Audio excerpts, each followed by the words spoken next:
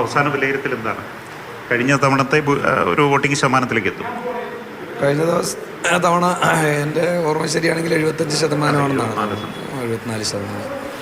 ഏറെക്കുറെ എനിക്ക് തോന്നുന്നു 73 വരെ എത്താൻ സാധ്യതയുണ്ട്. 72-73 വരെ എത്താൻ സാധ്യതയുണ്ട്. ഇപ്പോഴും പല ബൂത്തുകളിലും ക്യൂ നിൽക്കുക.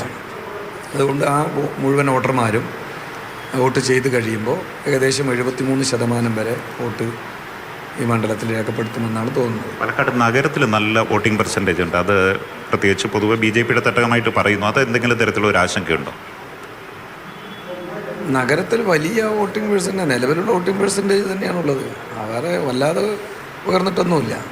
ഇനി ഉയർന്നു താഴ്ന്നു എന്നുള്ളത് കൊണ്ട് BJPക്ക് കൂടും കോൺഗ്രസ് കൂടുമെന്നൊന്നും നിങ്ങൾ ആശങ്കപ്പെടേണ്ട. കൂടുന്നത് ഇടതുപക്ഷ ജനാധിപത്യ മുന്നണിക്കായിരിക്കും. ഇടതുപക്ഷ ജനാധിപത്യ മുന്നണി അതിനനുസൃതമായ എല്ലാവിധ ഇലക്ഷൻ പ്രവർത്തനങ്ങളും ഇവിടെ നടത്തിയിട്ടുണ്ട്.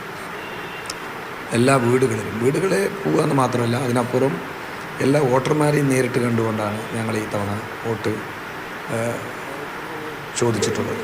എല്ലാ വോട്ടർമാരെയും പരമാവധി 1,94,000 വോട്ടർമാരിൽ സ്ഥലത്തില്ലാത്ത വോട്ടർമാരൊഴിച്ച് ബാക്കി എല്ലാ വോട്ടർമാരെയും നേരിട്ട് കാണുകയും ഫോൺ വിളിക്കുകയും ചെയ്യുന്ന ഒരു ഇലക്ഷൻ പ്രവർത്തനം ഇത്തവണ ഞങ്ങൾ നടത്തിയിട്ടുണ്ട്. പിന്നെ ഞങ്ങളുടെ സ്ക്വാഡ് പ്രവർത്തനം, ഇതെല്ലാം ഞങ്ങളുടെ വിജയപ്രതീക്ഷ കൂടുതൽ ഉണ്ടാക്കുന്നത്. ദീർഘകാലമായിട്ട് ഇവിടെ പ്രവർത്തിക്കുന്ന ആളാണ്. എന്തെങ്കിലും അടിയൊഴുക്കുകൾ ഇന്നത്തെ ദിവസം നടന്നിട്ടുണ്ടോ?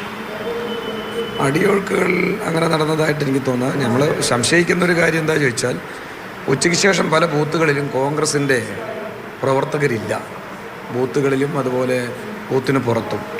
ഇനിയിപ്പോൾ അവരുടെ അവിശുദ്ധ കൂട്ടുകെട്ട് ഇവിടെ വല്ലതും നടത്തിയിട്ടുണ്ടോ എന്നുള്ളത് നമുക്ക് സംശയിക്കേണ്ടിയിരിക്കുന്നു. കാരണം പല ബൂത്തുകളും കോൺഗ്രസിൻ്റെ പ്രവർത്തകர்கள் ആളൊഴിഞ്ഞ മട്ടിലാണ്.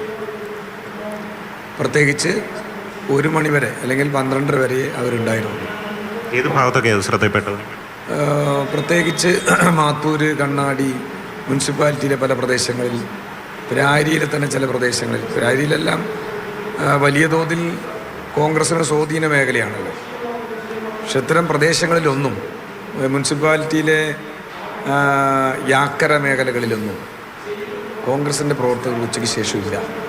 സാധാരണഗതിയിൽ ബൂത്തിന് പുറത്തും കുറേ പ്രവർത്തകരുണ്ടാവുമല്ലോ, വരുന്നവരെ സഹായിക്കാനും വോട്ടർ പട്ടികയിൽ പേരില്ലാത്തവർക്ക് ലിസ്റ്റ് എഴുതി കൊടുക്കാനെല്ലാം ആളുകൾ നിൽക്കുമല്ലോ.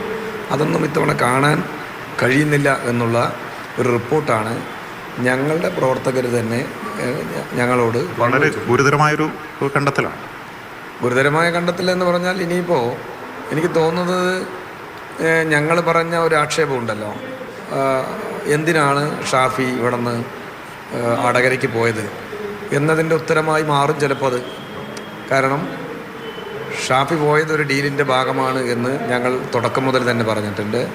BJPയുടെയും കോൺഗ്രസിൻ്റെയും അവിശുദ്ധ കൂട്ടുകെട്ടിൻ്റെ ഭാഗമാണെന്ന് ഞങ്ങൾ പറഞ്ഞിട്ടുണ്ട്. അതിൻ്റെ യാഥാർത്ഥ്യമായിരിക്കാം ഒരുപക്ഷെ ഇത്തരം ബൂത്തുകളിലും ബൂത്തിന് പുറത്തും കോൺഗ്രസിൻ്റെ പ്രവർത്തകരെ കാണാതായിട്ടുള്ളത് എന്നാണ് ഞാൻ സംശയിക്കുന്നത്. അത് വരും ദിവസങ്ങളിൽ ചില വോട്ടിൻ്റെ പാറ്റേണിൽ ഉണ്ടാവും. എന്തൊക്കെ തന്നെ ഒരു മറ്റേ അവിശുദ്ധ കൂട്ടുകെട്ട് നടത്തിയാലും വടകര ബേപ്പൂർ മോഡൽ പോലെ തന്നെ ഞങ്ങൾ ഈ മണ്ഡലത്തിൽ നല്ല വിജയമുണ്ടാകും.